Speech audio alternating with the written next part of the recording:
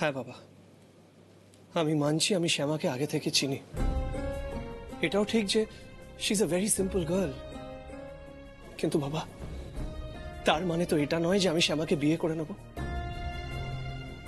বিয়ে হলো একটা ভীষণ সেন্সিটিভ ইমোশনাল ব্যাপার। এটার জন্য মনের প্রস্তুতি লাগে বাবা। আর এখন এখন আমার মন একেবারে ভেঙে গেছে। আমি তোর মনের অবস্থাটা বুঝতে পারছি, খুব ভালো করে বুঝতে পারছি। কিন্তু কখনো কখনো মানুষকে তার ইমোশনটাকে সরিয়ে রেখে ভিতরের কথাগুলোকে আমল না দিয়ে বুদ্ধির উপর নির্ভর করতে হয়। আজ তো সেই দিন নিখিল, এই বিয়েটাতে তুই রাজি হয়ে যা।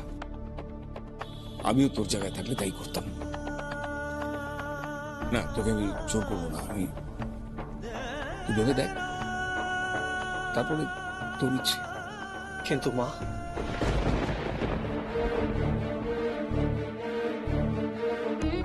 মা কি এই বিয়েটা মেনে নেবে বাবা? বলো। হ্যাঁ, আমি মানছি প্রিয়াঙ্কার সঙ্গে আমার কোনো ইমোশনাল অ্যাটাচমেন্ট ছিল না। মা বলেছিল তাই আমি প্রিয়াঙ্কাকে বিয়ে করে নিচ্ছিলাম। বাবা, মা এই বিয়েটা কোনোদিনও মেনে নেবে না।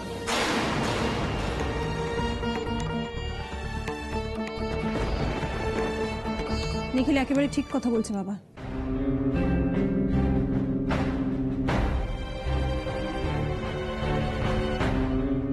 মা জানতে পারলে কিন্তু কিছুতেই নিজেকে সামলে রাখতে পারবেন না। আপনিই বলুন না, এই মেয়েটা মানে কোন দিক দিয়ে নিখিলের যোগ্য বলুন তো? গায়ের রং দেখেছেন কি কালো! ছি, না না, এটা হতে পারে না বাবা। বড়দা অলরেডি পুলিশকে ফোন করে দিয়েছে, ওরা যে কোনো মুহূর্তে এখানে এসে যাবে। এখন সব থেকে ইম্পর্টেন্ট হচ্ছে সবার মধ্যে সেফলি নিখিলকে এখান থেকে বের করে নিয়ে যাওয়া। আমার তো অ্যাটলিস্ট একেবারেই মত নেই এই বিয়েতে। মেজ বৌমা, নিখিলকে নিজের সিদ্ধান্তটা নিজেকে নিতে দাও। পরিস্থিতি মানুষকে অনেক গুরুত্বপূর্ণ সিদ্ধান্ত নিতে বাধ্য করে। আমি চাই নিখিল আরেকবার বিবেচনা করুক। কিন্তু বাবা, মেজ বৌমা, নিখিলকে ভাবতে দাও। আর আমি চাই না যে এখানে পুলিশ আসুক আর সুজাতাকে কেউ ফোন করুক। আমি এটাও চাই না যে আগামীকালের খবরের কাগজে চৌধুরী পরিবারের নাম হেডলাইনে আসুক। বাবা, আমি তো বুঝতে পারছি না, নিখিলকে এখান থেকে সেফলি বের করে নিয়ে যেতে কি আছে? মানে তাতে তো কারোর কোনো ক্ষতি হবে না। তুমি ঠিক বলেছো মেজ বৌমা, আমিও নিখিলকে ঠিক একই কথা বলেছি যে এখান থেকে আমরা চলে গেলে কারো কোনো ক্ষতি হবে না। যা হবার শুধুমাত্র শ্যামার হবে, একমাত্র শ্যামার। বাবা, কি অদ্ভুত! আমি তো কিছুই বুঝতে পারছি না বাবা। নিখিল, তুমি কিন্তু বাবার কথা শুনো না। তুমি ইমিডিয়েটলি মাকে ফোন করো, মাকে এখানে আসতে বলো। মা না আসা পর্যন্ত বাবাকে আটকানো যাবে না। বাবা যে কি বলছেন আমি বলছিলাম আমাকে একটু একা থাকতে দাও, একটু ভাবার সময় দাও। মানে আমি কিছু বুঝতে পারছি না।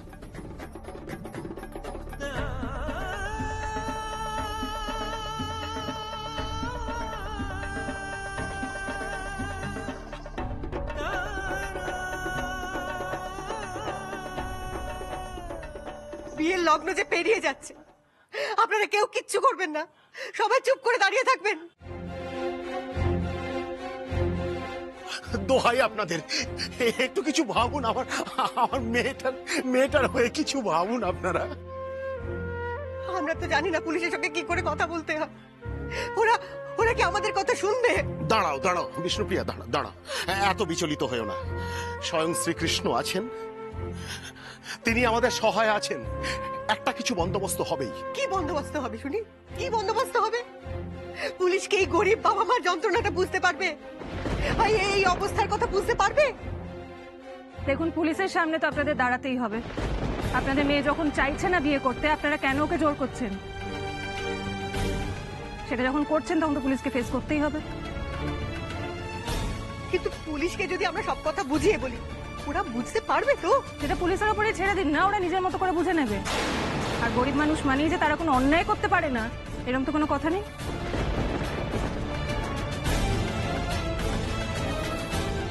দেখুন, ভোগান্তি একা আপনাদের হচ্ছে না, আমরা তো ইকুয়ালি সাফার করছি। নিখিল কি পরিস্থিতির মধ্যে দিয়ে যাচ্ছে সেটা কি আপনারা একবার বুঝতে পারছেন? শহরে এসেছিলাম মারে তোর বিয়েটা দেখবো বলে, 7 পাক ঘুরে আমার মায়ের বিয়ে হবে, সিঁদুর দান হবে, অথচ দেখ ভগবানের কি পরীক্ষা। আজকে আজকে পুলিশ আসবে আমাদের সততা যাচাই করবার জন্য, আমাদের পরীক্ষা নেবে, আমাদের সততার পরীক্ষা।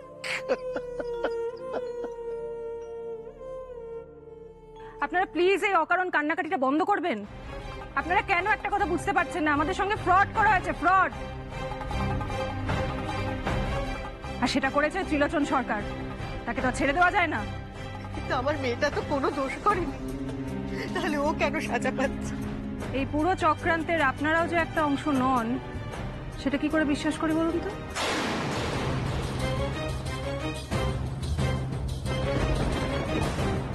পুলিশ আসবে, তারা তাদের মতো করে ইনভেস্টিগেট করবে।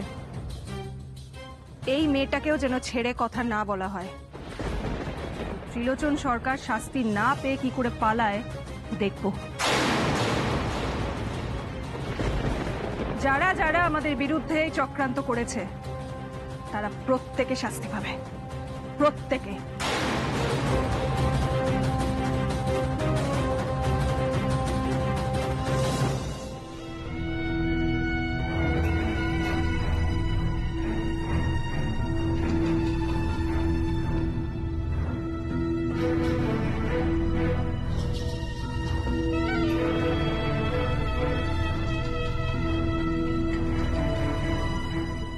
আপনি নিশ্চিন্তে থাকুন, আপনার কাজ আপনি চালিয়ে যান। অনেক ধন্যবাদ।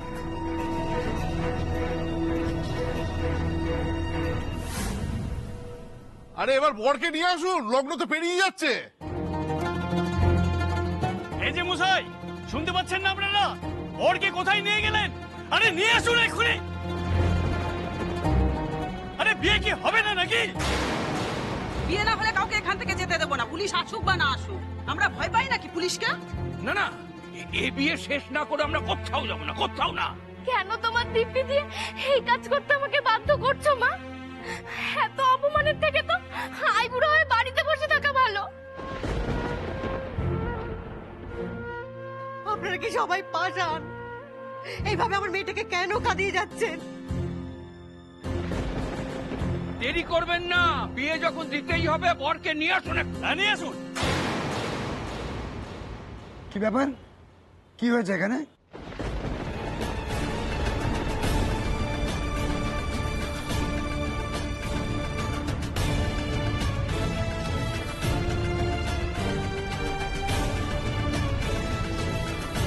আমি আপনাদের সকলের সাথে কথা বলতে চাই।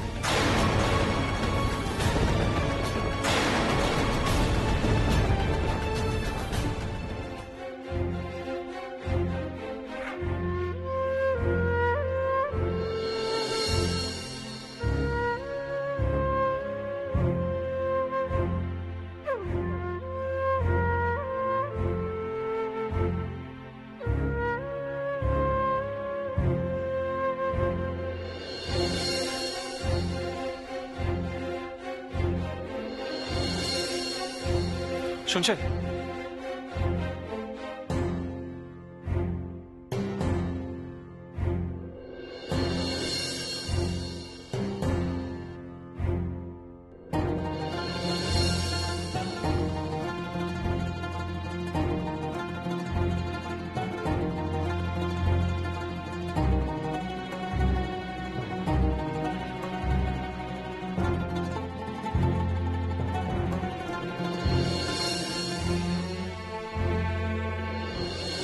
ওমা, বাবা বাইরে এসো, দেখো কে এসেছে।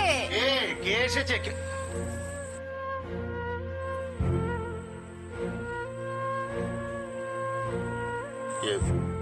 হরে কৃষ্ণ, আপনাকে তো ঠিক চিনতে পারলাম না বাবা।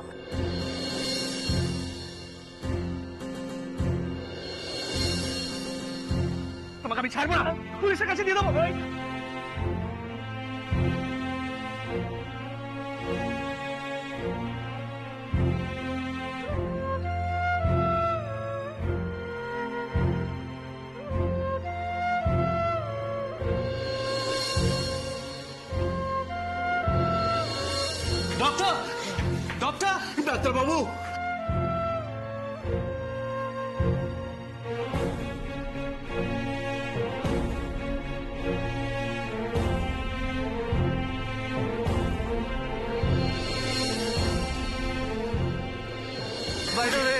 শুনলাম আজকে আপনার আশীর্বাদ ছিল।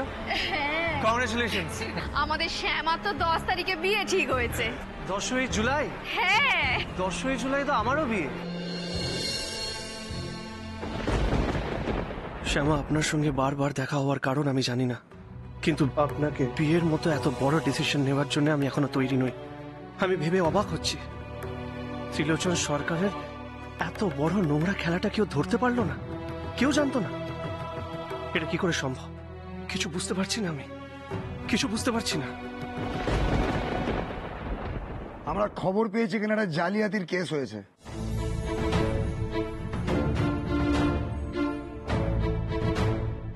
বিয়ের সম্বন্ধের সময় এক কনেকে দেখিয়ে পরে পিড়িতে অন্য একজনকে বসানো হয়েছে। ঘটনাটা কি সত্যি? অফকোর্স সত্যি। আর শুধু তাই নয়, আমাদের শুধু ফ্রডেই ফাঁসায়নি, মিথ্যে ধরা পড়ে যাওয়ার পরেও এরা জোর করছেন মেয়ের সঙ্গে আমাদের ছেলের বিয়ে দেওয়ার জন্য। আপনি তার মানে বরের বাড়ির লোক, মেয়ের বাবা মাকে? আগে আমি আমি আমি কনের বাবা। হ্যাঁ হ্যাঁ স্যার, আমি কনের বাবা, শ্রীকৃষ্ণচরণ দাস। আর ওই ওই যে আমার গিন্নি মানে কনের মা বিষ্ণুপ্রিয়া দাস। আমরা না কিচ্ছু জানতাম না দারোগা বাবু। আমিও মেয়ের বিয়ে দিতে এসেছি, এসে দেখছি যে অন্য বর। আই এম শিওর ওরা সব জানেন স্যার। ওরা চিট করেছেন, আমাদের চিট করেছেন ওরা। আমরা তো একটা অন্য মেয়ের সঙ্গে আমাদের ছেলে নিখিলের সম্বন্ধ ঠিক করেছিলাম।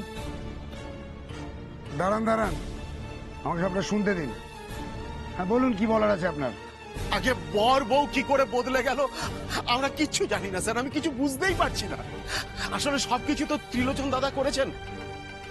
আমরাও তাকে দাদার মতন বিশ্বাস করে কোনো কিছু না যাচাই করে এসব করেছি। তিনি আমাদেরকে গাড়ি করে এখানে নিয়ে এসেছেন। হ্যাঁ, আর এসে দেখছি এখানে এই অবস্থা স্যার। কে ত্রিলোচন দা? ত্রিলোচন সরকার, ত্রিলোচন জুয়েলারির মালিক। কিন্তু তিনি তো শুনেছি বেশ ভালো মানুষ। উনি আপনাদের সম্পর্কে কে হন? উনি সম্পর্কে আমার জ্যাঠামশাই হন। অন্য একটা পাত্র দেখিয়ে এই বিয়েটা দেবেন বলেছিলেন। বিয়ের জন্যই উনি আমাদেরকে কলকাতায় এনে রেখেছিলেন কদিন। কিন্তু কৃষ্ণচরণ, একটা কথা মাথায় রেখো, আমি যে এখানে আছি সেটা যেন কেউ না টের পায়। খুব সাবধান। ত্রিলোচন বাবু আপনাদের ব্যাপারটা বুঝিয়ে দিলেন আর আপনারা সব মেনেও নিলেন। আমার তো মনে হচ্ছে ব্যাপারটাতে আপনারাও জড়িত। আমার তো মনে হচ্ছে চক্রান্তটা আপনারাই করেছেন।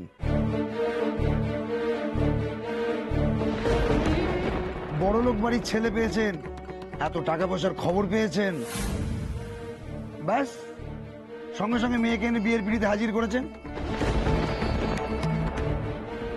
জানেন এই ফ্রড কেসের জন্য আপনাদের কি সাজা হতে পারে?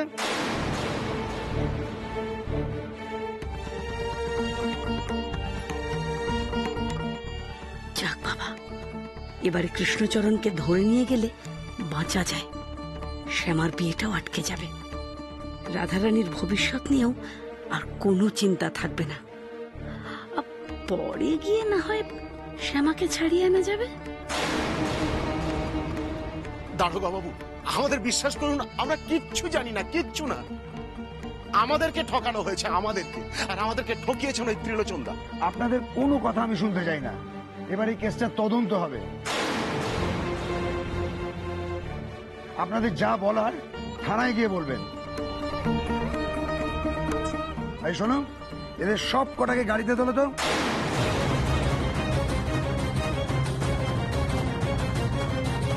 দাঁড়ান।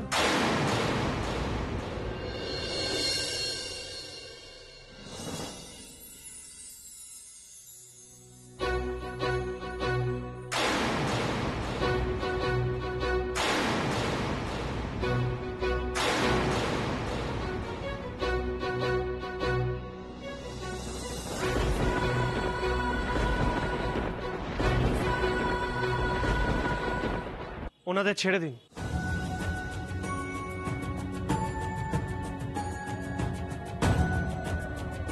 আমি হলাম এই বিয়ের পাত্র।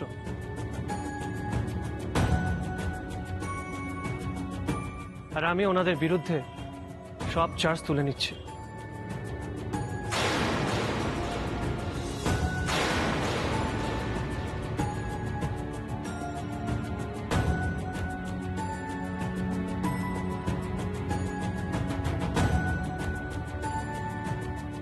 ওনাদের ওপর আর আমার কোনো অভিযোগ নেই।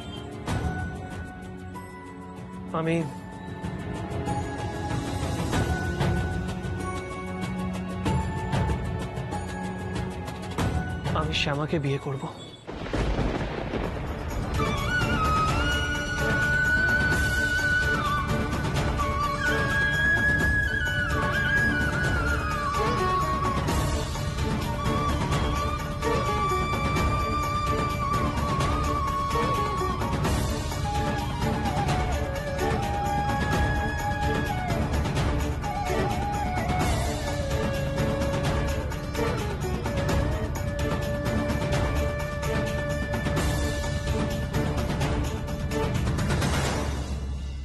নিখিল, নিখিল তুমি কি বলছো? তোমার মাথা ঠিক আছে? তুমি এই মেয়েটিকে বিয়ে করবে? করব, আর লগ্ন থাকতে থাকতেই আমি ওনাকে বিয়ে করব।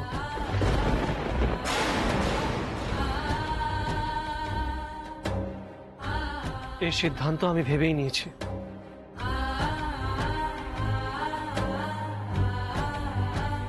স্যার, আশা করি এখানে আর কোনো প্রবলেম হবে না।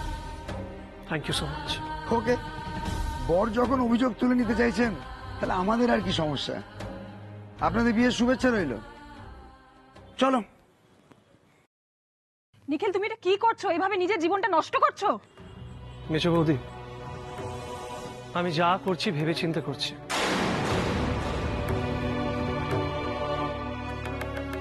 আমি জানি না ওনারা আমাদের ঠকাচ্ছেন কিনা।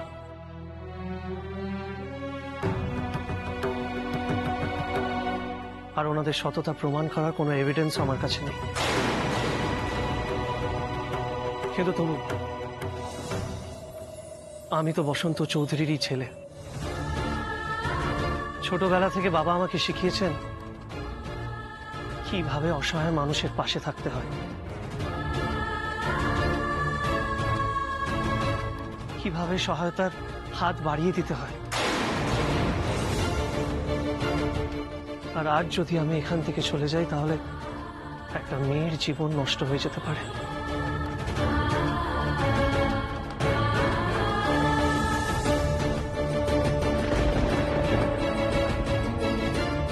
আর তাই আমি এই বিয়েটা করব।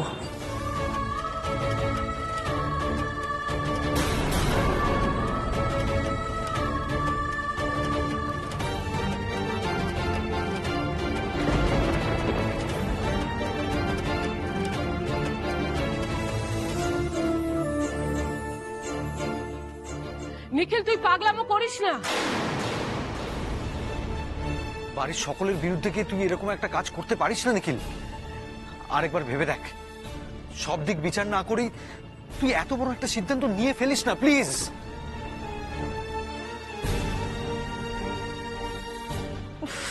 এতবার করে মাকে ট্রাই করছি, কিছুতেই ফোনে পাচ্ছি না। মা ছাড়াই বিয়েটা আটকানো ইম্পসিবল। তুমি কিছু বলতে চাও শ্যামা?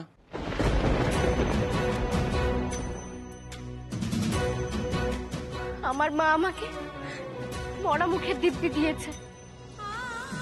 আমার গোটা পরিবার আমার জন্য এত কষ্ট পাচ্ছে। বাবা কাঁদছে, দাদা কাঁদছে। সারা জীবন হয়তো আমি একা একাই কাটিয়ে দিতে পারতাম, কিন্তু এতগুলো মানুষ যে আমার জন্য এত কষ্ট পাচ্ছে, আমি যেটা সইতে পারবো না।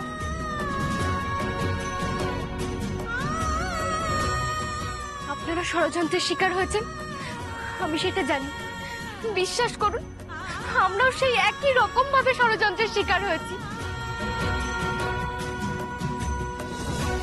আপনাদের যে কতটা যন্ত্রণা হচ্ছে সেটা আমরা খুব ভালোভাবে বুঝতে পারছি। আর ঠিক সেই একই ভাবে আমাদের পায়ের তলা থেকেও মাটি সরে গেছে।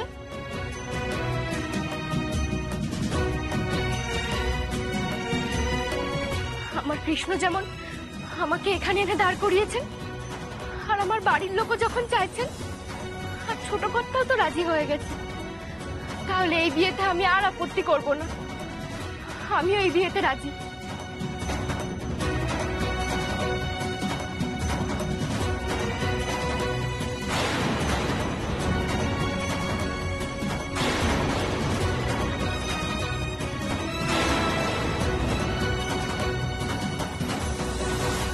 তাহলে তো হয়ে গেল মেজ বৌমা। এখন আর সুজাতাকে ফোন করো না, একেবারে বাড়ি গিয়ে ওকে জানাবো। এখন কিছু বলার দরকার নেই।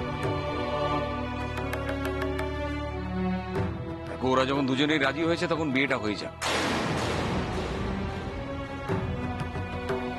আরে তাড়াতাড়ি করুন, আপনাদের আলোচনার চোটে যে লগ্ন হয়ে যাবে। হ্যাঁ পুরুত মশাই, আপনি শুরু করুন আপনার আচার।